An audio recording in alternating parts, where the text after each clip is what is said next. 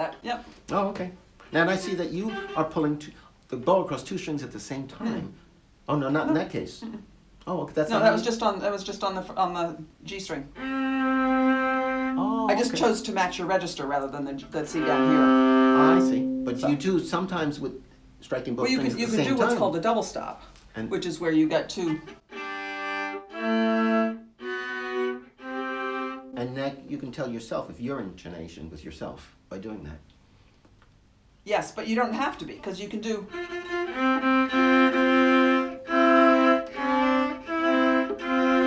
Oh, okay. So you don't have to have the same finger on the same Oh, strings. you know how I get my intonation?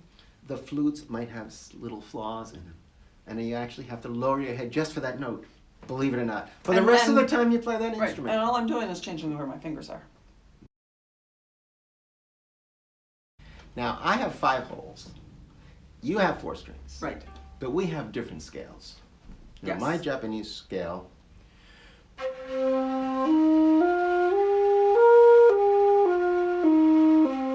is a pentatonic 5-tone scale, which we know. Which exists on the viola. So So it's the same thing.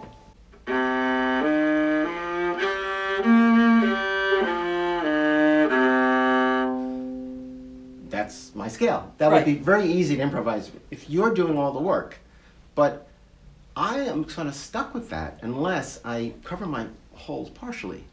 So Right. you, So, you so we have very- a much bigger range you, because you can do anything with this. I mean, yeah, in a pretty way. much.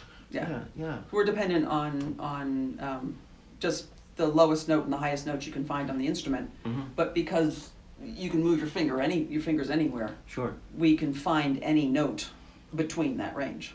Yes, but you also have to have a very good ear to be able to just put your finger in the right spot because there's no frets in your instrument. Muscle memory. An expression for musicians is Oh. small muscle athletes. Okay. So the same okay. way that an athlete has to practice, Mhm. musicians practice for the same reason, to put into their muscles the memory of where they need to be so that they can play pretty much in tune anywhere they go. Oh, okay. So in my instrument, it's your neck. I have like a really thick, solid neck, but that's because there's micro adjustments you make. Mm-hmm. And like any dancer will tell you, I mean, they're extremely powerful, but they're doing some subtle, small movement. They have great control over micro movements because they have that power. So you have that in your hands and probably Right. I different- mean, if you have if you are playing your instrument properly, you actually have no tension in your shoulders and your body and your neck. So because the instrument should just fit. Oh, okay. Because if there's tension, then you're tight. Because and then when you bring your arm up, Mhm. there's very little tension. But you position it so that your fingers are over the strings. Mhm. The tension, if you will, is in the bow, and then the way the bow hits the strings, and what you do with your right arm Oh, I see. to create the sound. So you're just kind of suspending this thing in air and then putting pressure. When you say tension, you mean pressure. Yeah. I was pretty thinking much. of emotional tension. No, I'm thinking of physical tension, meaning if you are tense, you can't play as well as you can if you are looser.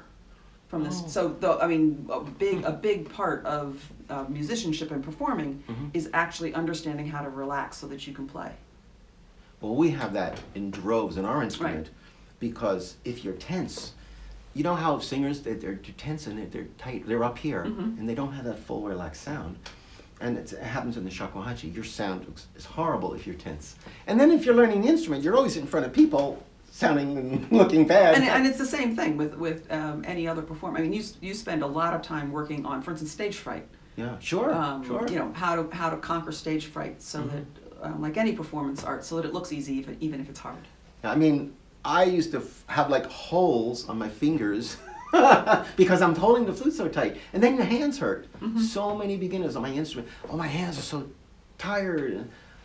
And your neck is sore. And it's like, oh, you can't relax. And you have to learn to relax. And you're doing a quick passage.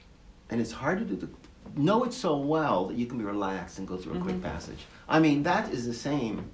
I mean, what's interesting about this talk is we're talking about what's the same in terms of being a musician and relating to the mechanical thing. I mean, mine has no moving parts. You have a lot of moving parts. But the experience is the same in a way. that as you get further along, then it starts to disappear. I mean, you learn how to, in your sense, you float it in a way, and then the instrument. And then what I'm doing is I'm holding it softer, and blowing, and I'm more relaxed Well, it's now. different techniques to get the sound, but it's the same thing, that you have to do all the technical things so that you can then do all the musical things. Yeah, that's interesting. So. Well, so what's your scale? I mean, what are some of the scales? That's You a can, C. you That's can a C play. major I mean, scale. I just played you a C major scale. But play your normal.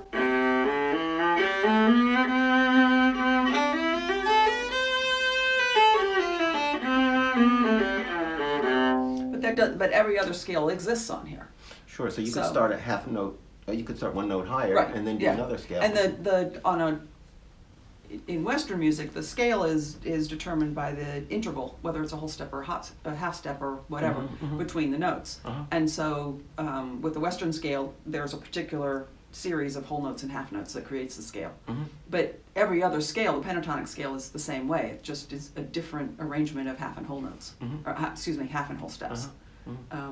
So any scale exists on a string instrument. Now- It's not unique to viola. Okay. So in my case, so of course the challenge here is it's very limited. So that's kind of the challenge. Yours is the challenge. You could do anything. Right. But those notes do exist for me, and that would be the chromatic scale. Every single half step. And I think like a piano, that's kind of what, you can find it on a string instrument. But listen, what happens when I do it, because I have to move my head to lower the pitch, and I have to kind of, say, going down, I'd have to partially cover the hole, and maybe do both at the same time. But when you do that, you're not getting the full sound of the instrument, just getting a little air leaking out. So the pitch is suddenly, the volume, Much suddenly just softer. drops out. And so, what you could consider that a flaw, but it's actually written into Japanese music. So this is why I don't try to try to play Western music on this instrument, because it's really suited, my instrument is really suited to it.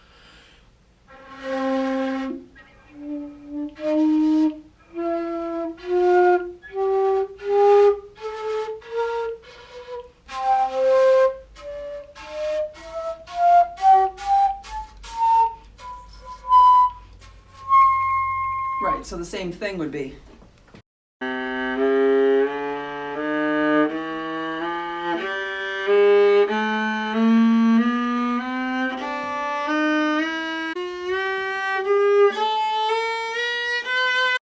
So Okay. every note's there, but we don't have the challenge of the change in volume. So, yeah, but now you can easily play in between all those notes, but see, I have a issue where I'm playing here.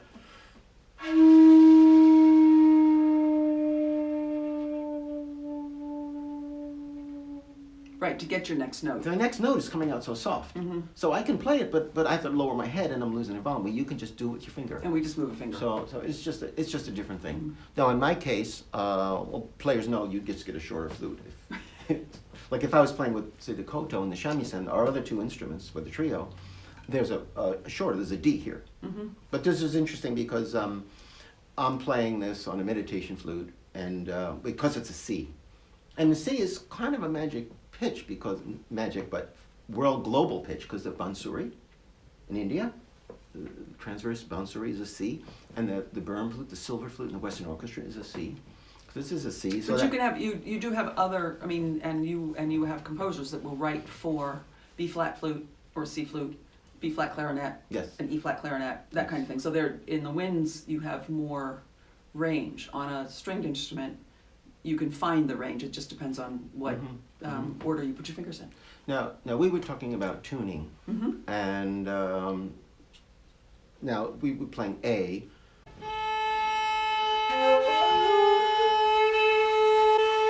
So I'm covering this. I have my head down. It's not very strong.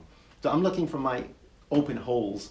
You're looking for It your would open probably be string. your C would be your open, probably. And I can tune to you. Go ahead. So, also now, just so explain this to whoever's watching, your open strings are set by that peg. Yes. So now if I don't have that. See, I can move my head to change my hole. So this is a set length. I'm covering all the holes.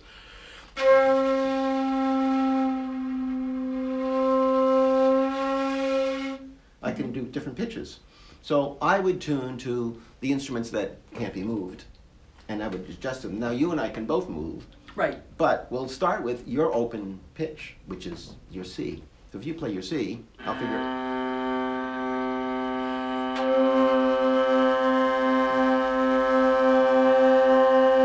So what's your next open hole? A G.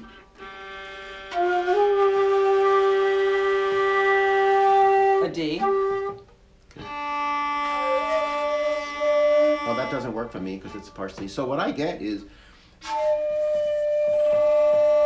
Which is in tune, as it were, with mine. But yeah, it's in pitch. It's in pitch with you, but because to do that, I have to cover. much different arrangement. Yeah, so I'm not getting the best. And then an A.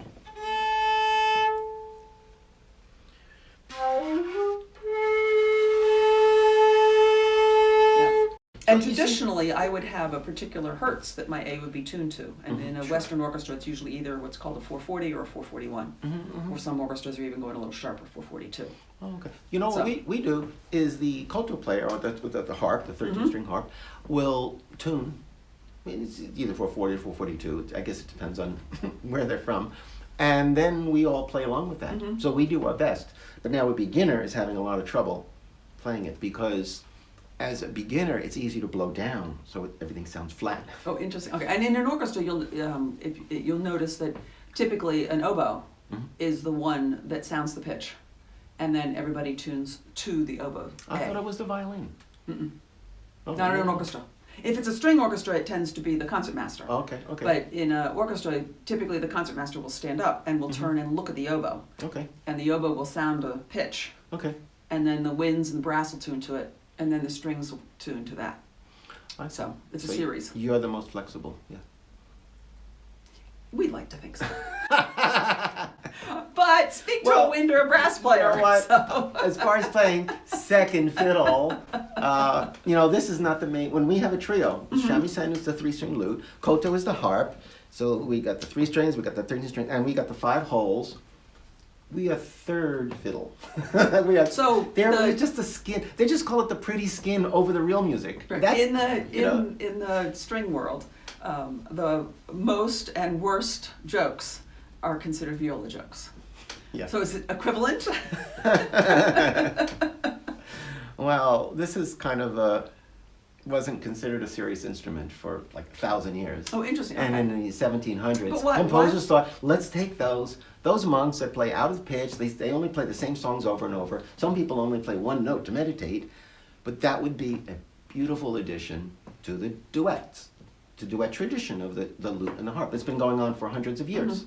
So composers came along and wrote a shakuhachi part for it, and they called it the skin on top. The surface, this pretty surface that you see, but the bones or the percussion is the something else. Is the shamisen, which is plucked and with a big plectrum, and then there's no bowing, but the harp is of course plucked with your fingers, so a pick on every finger.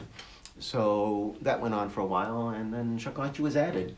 So sometimes after a piece had been around for 100 years or 50 years, as a shamisen solo piece, then a koto part would be added by one of the great koto players. Another 50, 100 years go by, and then the shakuhachi part gets added. So who composed this piece? Well, what century? The same piece in who did what part? Yeah, so it's very interesting. Now, this kind of leads me to yours is an instrument that blends in with the other instruments very well. So you were telling me that you could even tune this up and even get into some of the violin territory as high pitch. No, I couldn't tune it to a violin. Oh, you couldn't? No, but strings overlap. So a violin, their lowest note is a G, which happens to be the same note that my second string is. So a violin is strung G, D, A, E. So they are, in Western music, it's a fifth apart.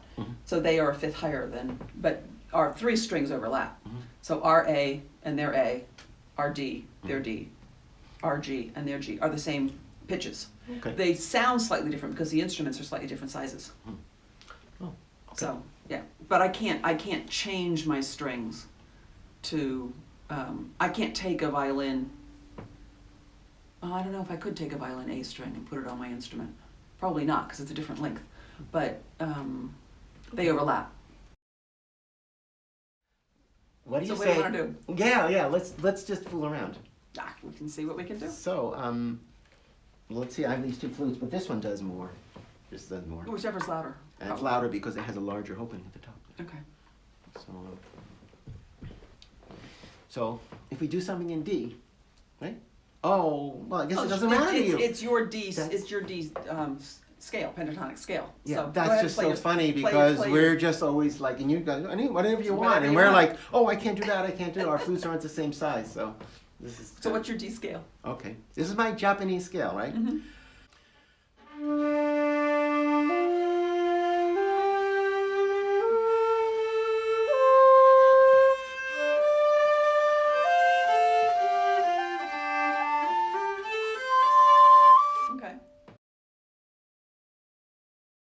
I'll start with the D, and we'll see. We'll both start with the D, maybe.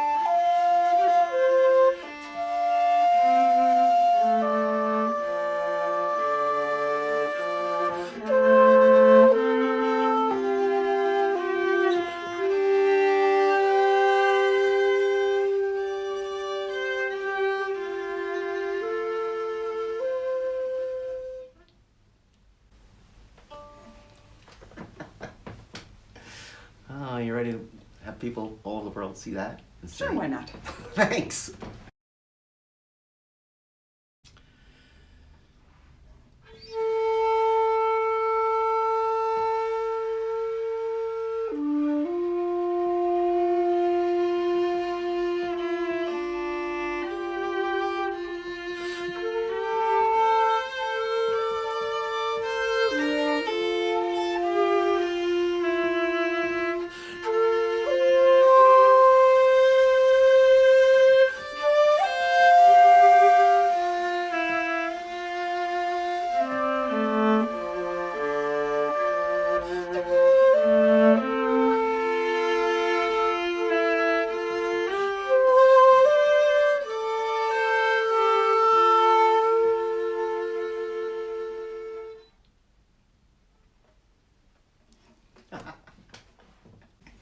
I'll pipe in some applause here. Oh, Do you have any applause from your last orchestral concert that I can borrow? You can steal some from somewhere. There you go.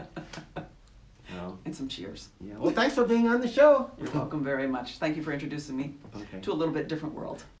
Well, thanks for watching.